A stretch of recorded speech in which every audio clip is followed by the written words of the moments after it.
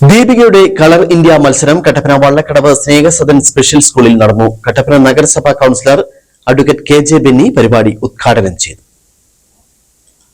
Indian സ്വാതന്ത്ര്യത്തിന്റെ 80ാം വാർഷിക വേളയിൽ ഒരേ ഒരു ഇന്ത്യ ഒരൊറ്റ ജനത എന്ന സന്ദേശം ഉയർത്തിയും ലഹരിക്കെതിരായ ബോധവൽക്കരണ ലക്ഷ്യത്തോടെ സംഘടിപ്പിക്കുന്ന ദീപിക കളർ ഇന്ത്യ പെയിന്റിംഗ് മത്സരം സീസൺ 5 ആണ് കട്ടപ്പന വള്ളക്കടവ് സ്നേഹസദൻ സ്പെഷ്യൽ സ്കൂളിൽ വെച്ച് സംഘടിപ്പിച്ചത്. സ്കൂൾ വിദ്യാർത്ഥികൾക്കിടയിൽ മാതൃരാജ്യത്തോടുള്ള സ്നേഹവും അഖണ്ഡതയും വളർത്തുക എന്നതാണ് മത്സരത്തിന്റെ പ്രധാന ലക്ഷ്യം. കട്ടപ്പന നഗരസഭാ കൌൺസിലർ അഡ്വക്കേറ്റ് KJ ബെന്നി പരിപാടി ഉദ്ഘാടനം ചെയ്തു.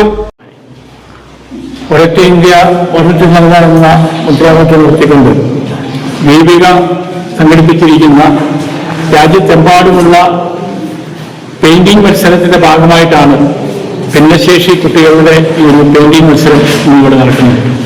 ഇതേസമയം തന്നെ രാജ്യത്തെമ്പാടും ഇത്തരം പ്രവർത്തനങ്ങൾ നടന്നു വരികയും ഭിന്നശേഷി കുട്ടികൾക്ക് നമുക്കറിയാം ഇവർ വിവിധ തലങ്ങളിൽ വ്യക്തിമുദ്ര ഒലിപ്പിച്ചിട്ടുള്ള കുട്ടികളാണ്.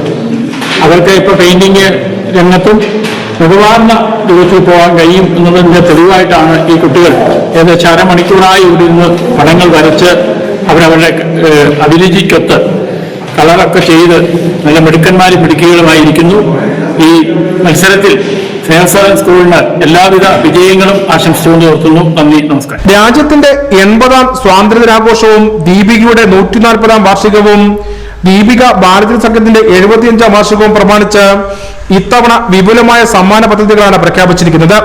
മത്സരത്തിൽ പങ്കെടുക്കുന്ന എല്ലാവർക്കും national level Deepika colour India competition certificate ലഭിക്കും.